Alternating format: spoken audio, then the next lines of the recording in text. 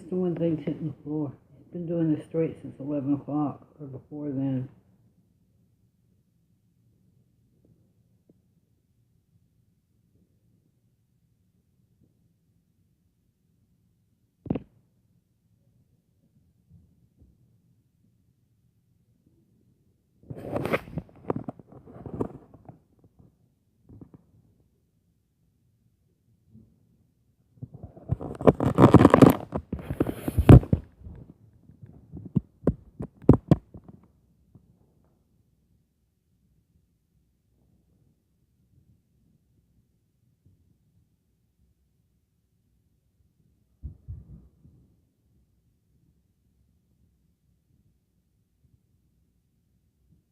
And it doesn't matter what room I'm in, because it generally follows me.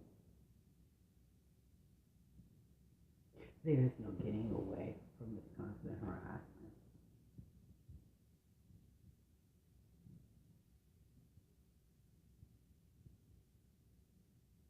And tpimanagement and greystarproperties and Bayfront security metro are complicit in this activity of harassment.